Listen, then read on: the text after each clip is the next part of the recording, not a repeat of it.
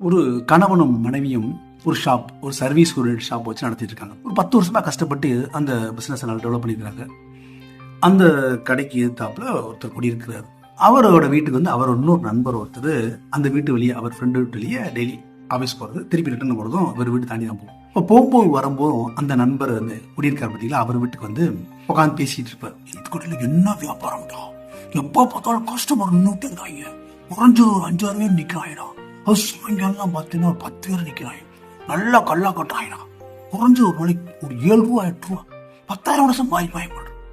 எப்ப பார்த்தாலும் இதை தான் பேசிட்டு இருப்பார். வர்றப்ப போறப்பெல்லாம் இதே தான் பேசிட்டு இருப்பார். இந்த குடியிருக்கிற நண்பருக்கு வந்து இந்த இந்த ஷாப் வச்சிருக்கவங்களுக்கு தெரியும் கணவன்.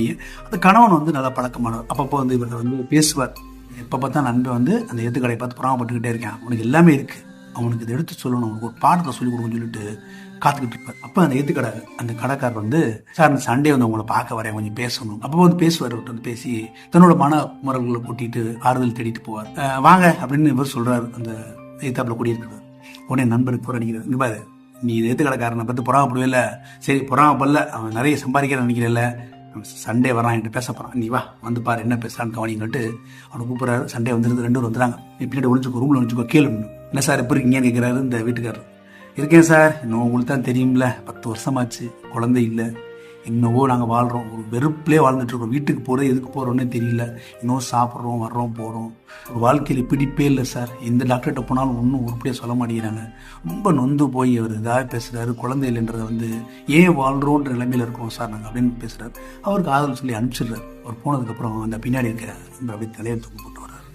ஒன்றுமே பேசலை. என்னடா பேசாமல் போகிற, ஏடா நான் வேறு எதிர்பார்த்து வந்தேன், எவ்வளோ சம்பாதிக்கிறேன், சொத்து எங்கே வச்சிருக்கான்னு சொல்லுவான் பார்த்தேன், ஆனால் அவன் அவனோட குபரில் கொட்டிட்டு போதானடா அப்படின்னு. இதுதான் வாழ்க்கை.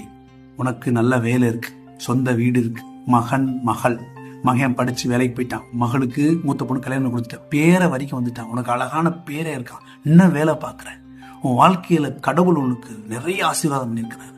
அதையெல்லாம் நினைச்சு பார்க்காம இந்த எழுத்த கடைக்காரன் எவ்வளோ சம்பாதிக்கிறான்ற மட்டும் யோசிச்சுட்டு பார்த்தேன். உங்களால அவனுக்குள்ள எவ்வளவு பிரச்சனை பார்த்தியா, குமரிட்டு போறான் பார்த்தியா.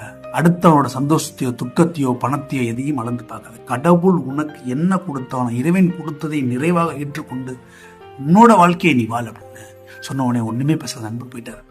அடுத்த நாள் சாயங்காலம் பைக்ல வேகமா போகும்போது இந்த குடியிருக்கிற நண்பர் கேட்கிற வீட்டுக்கு வராம போற, வேற வந்திருக்கேன் வீட்டுக்கு, நான் வீட்டுக்கு போறேன், அவங்க கூட விளையாட போறேன், பாய் பாய் பாய் பாய், நாளைக்கு நான் வந்து பேரனை கூட்டிட்டு ஊர் சுத்த போறேன், பாய், எனக்கு நேரம் இல்லை, அவங்க கூட விளையாட போறேன், பா போயிட்டாரு. பரவாயில்ல, நண்பன் வாழ்க்கைன்னா என்னன்னு புரிஞ்சுக்கிட்டான் அப்படின்னு சந்தோஷமாயிட்டார் அவர். நல்ல சிந்தனைகளுக்கு போம், நம்பிக்கையோட போம், அன்புடன்.